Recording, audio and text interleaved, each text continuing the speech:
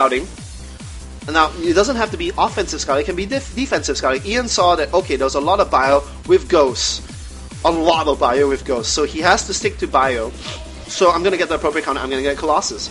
And even if Puckles was to transit out of that and to go into tanks or Vikings or anything, he would be so far behind and he's already invested in these 4 barracks. So it's not really an option. He is also behind on macro.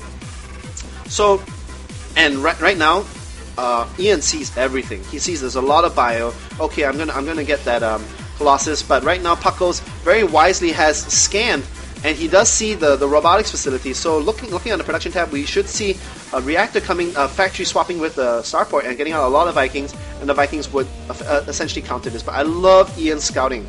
I love it. I love it. I love it. He sees everything, so he knows exactly what to build. And right now, he knows that his army can take this army, so he's not even building any more units. He's actually spending all his money on making probes. He's getting so far economically ahead, 51 over 32.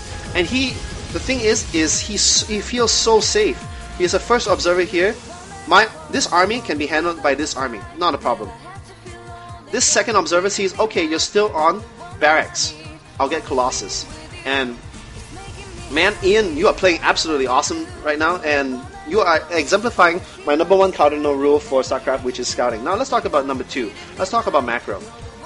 Now, the thing is you always want to make sure that you have enough workers. As I was saying in the earlier class, if you're talking about this is not a class, I'm not day 9, but as I was saying in the earlier cast, is you always want to be making sure that your workers are bouncing back and forth like you see here in Ian's case. Right now, there's no workers bouncing back and forth. That means you're not saturated yet.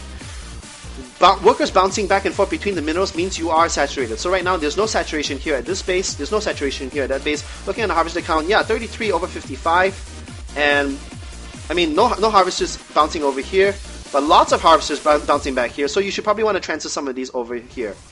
But I'm going to give the very nice concave. We do have sentries here for force field. A third Colossus coming out, and this is going to deal very, very nicely with this army composition. There are three ghosts. I like the ghosts, but right now the lack of Vikings. Oh, there we go. We like to see these Vikings once again moving out. Puckles, are you tuning into this cast? Probably not. But the thing is this is the appropriate counter. He has to be knowing that it's going to be Colossus. But the thing is Vikings take a long time to kill a Colossus because they do 14 damage to armor. But a Colossus has, guess what, 350 health. So it's going to take a long time. We are coming into the battle right now. It's going to come down to good force fields. The Colossus are tearing away at these Marines and Marauders. And right now, the thing is I was about to say the Colossus are being whittled down by the Vikings. But the thing is can the Vikings kill the Colossus fast enough? Because the Colossus, even though they are not...